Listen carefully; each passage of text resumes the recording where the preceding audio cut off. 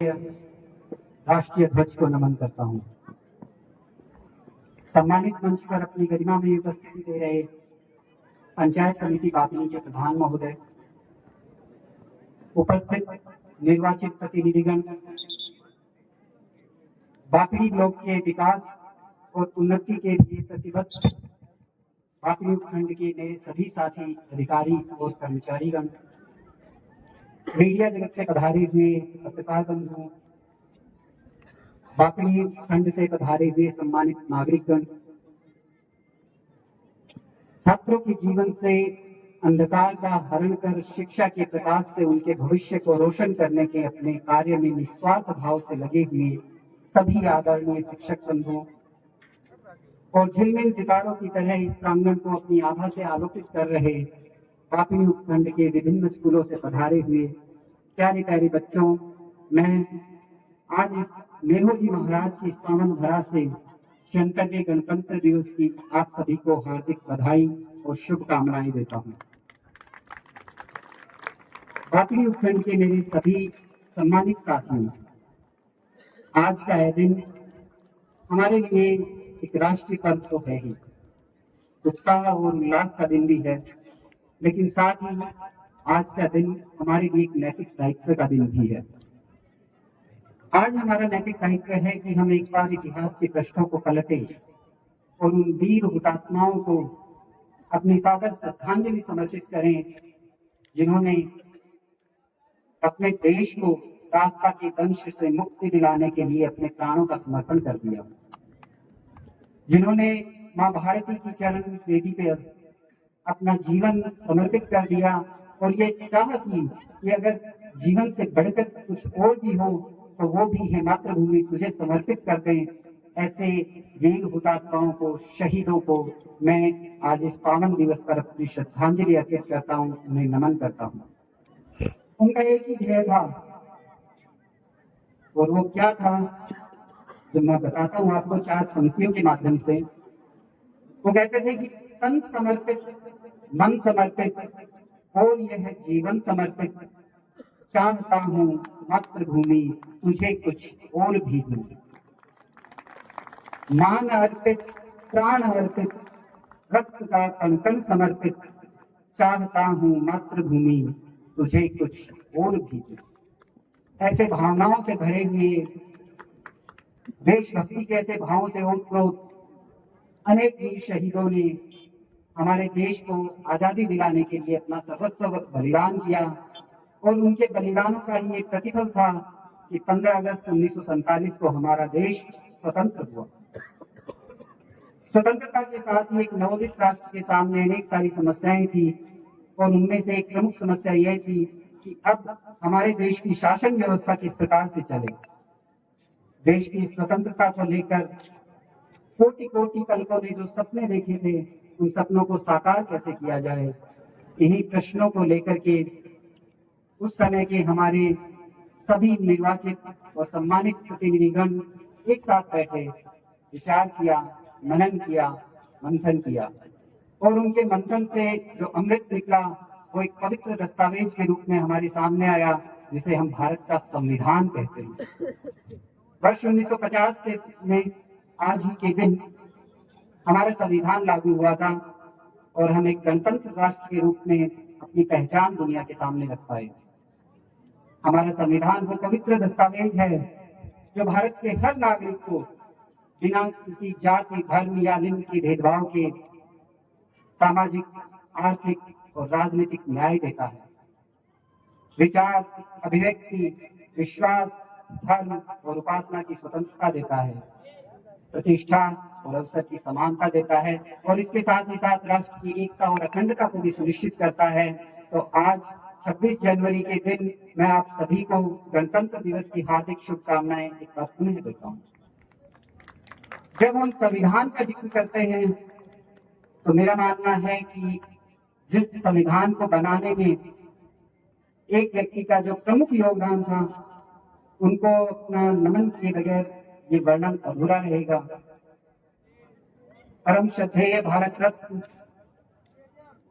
Baba Saheb doctor Bhimrao Ambedkar को भी मैं कोटि कोटि नमन करता हूँ कि उनकी दूरदृष्टि और उनकी संकल्पबद्धता ने समाज के शोषित और वंचित वर्ग को समान नागरिक होने का अधिकार दिलाया, संविधान प्रदत्त सभी अधिकारों को उन तक पहुंचाया और भारत के प्रत्येक नागरिक को यह एहसास दिलाया कि वो एक स्वतंत्र देश का नागरिक है। ऐसे संकल्पबद्ध दूरदृष्टा और विद्वान डॉक्टर बाबा साहेब अम्बेडकर को मैं अपनी सादर श्रद्धांजलि देता हूँ, उन्हें कोटि कोटि नमन करता हूँ। 15 अगस्त 1947 को देश आजाद हुआ और 26 जनवरी 1950 को हम गणतंत्र बने। तब से लेकर अब तक लगभग 8 दशक का सफर हमने तय कर लिया है। पापी उपखंड के मेरे सभी सम्मानित साथियों, आप सभी ये जानते हैं कि वर्तमान में हम जिस दौर में जी रहे हैं वो अमृत काल है।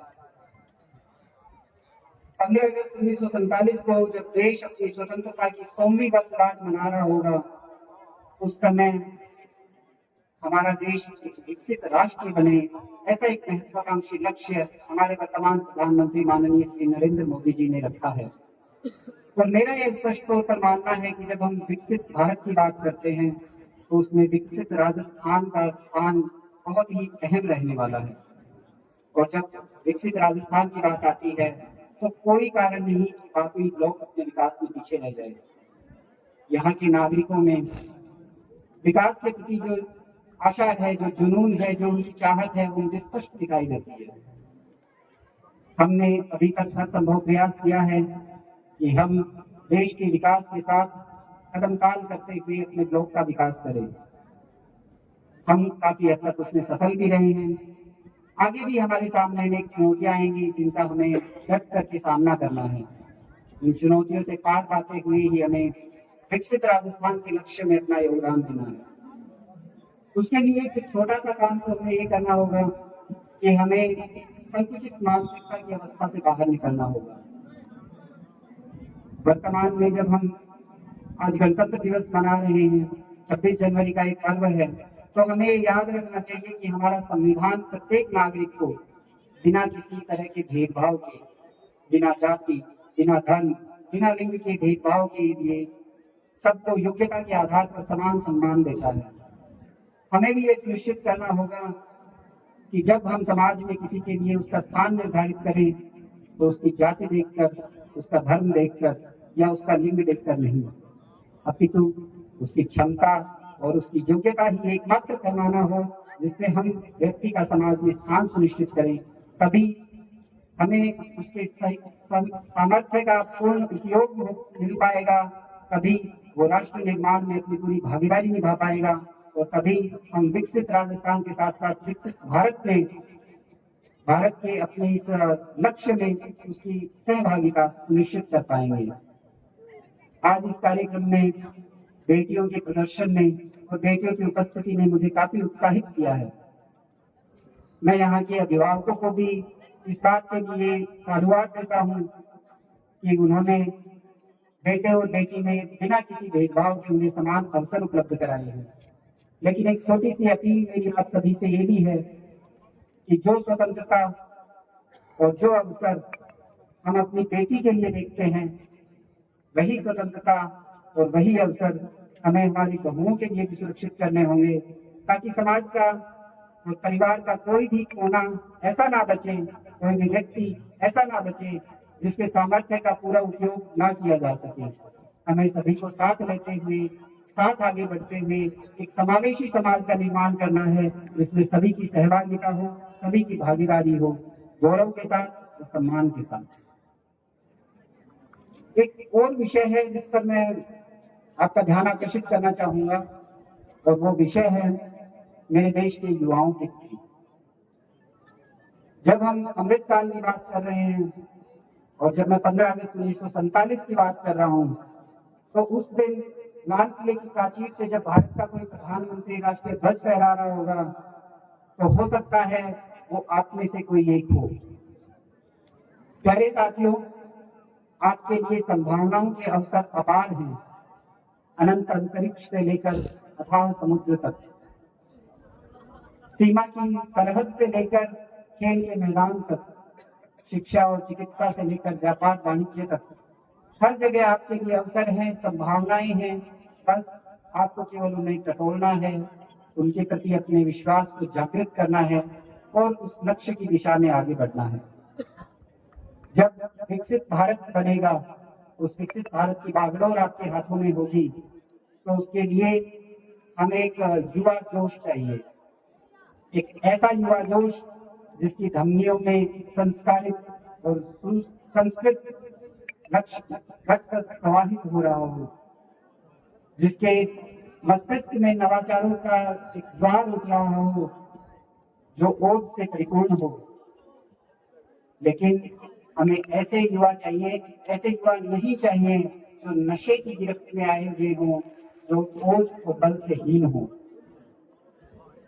नशा एक ऐसा रोग है जो न केवल आपके शरीर को अपितु आपकी पीढ़ियों तक को बर्बाद कर देता है।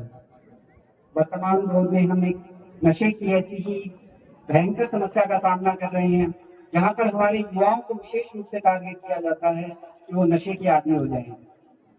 आपको न केवल स्वयं को इससे बचाना है, बल्कि अगर आपका कोई साथी आपको ऐसा लगता है कि वो नशे की गिरफ्त में है, तो उसकी सूचना प्रशासन को दीजिए, विद्यालय परिवार को दीजिए। हो सकता है कि हम उसे सही समय पर नशे के गिरफ्त से बाहर निकालकर समाज की मुख्य धारा में जोड़ सकें, उसके भविष्य को सही स्वरूप, सही आकार दे सकें। जब कोई युवा सिगरेट के धुएं को उड़ाता है, तो वास्तव में धुएं के छल्ले नहीं उड़ा रहा होता, वो अपने भविष्य को बर्बाद कर रहा होता है, भविष्य को उड़ा रहा होता है। उसके उन धुएं के छल्लों में उसके माता पिता के स्वप्न होते हैं, देश की उसके प्रति आशाएं होती हैं, आकांक्षाएं होती हैं। इन सब से बचिए, सभ्य रहिए, संस्कारित रहिए, अपने लक्ष्य को प्राप्त करने के प्रति सजग और सचेत रहिए। अपार संभावनाएं आपका इंतजार कर रही हैं, उस दिशा में अपने कदम आगे बढ़ाइए। सफलता निश्चित है, ये तय मान सकते। तालियों की गड़गड़ाहट साथ मुझे ये बता रही है कि समय ज्यादा हो गया है और अभी आपको घर जाने की जल्दी है। ठीक है, मैं आपके भावों का सम्मान करता हूँ। आज की इस कार्यक्रम को सफल बनाने के लिए हमारे उपखंड प्रशासन ने काफी मेहनत की है और उनकी मेहनत यहाँ एक परिणाम के रूप में परिलक्षित भी हो रही है। मैं इन प्रयत्नों के लिए आप सभी को बधाई देता हूँ। आज मुझे अपने काफी साथी अधिकारियों, कर्मचारियों और छात्रों को सम्मानित करने का सौभाग्य भी मिला। मैं उन सभी सम्मानित होने वालों को भी हार्दिक बधाई देता हूँ, उनके उज्जवल भविष्य की कामना करता हूँ। साथ ही उनसे अपेक्षा भी करता हूँ कि वो दूसरों को भी सम्मानित होने के लिए प्रेरित करेंगे और स्वयं के अपने जीवन में भी अपने नैतिक प्रतिबद्धता के पैमाने को ऊंचा रखेंगे। सांस्कृतिक कार्यक्रमों की प्रस्तुति में भी बच्चों ने काफी मनमोहक प्रस्तुतियां दी हैं। उन सभी बच्चों का और उनको तैयार करने वाली उस पूरी टीम का भी हार्दिक बधाई और साधुवाद के पात्र हैं कि उन्होंने इतने कम समय में काफी अच्छी प्रस्तुतियां तैयार की हैं।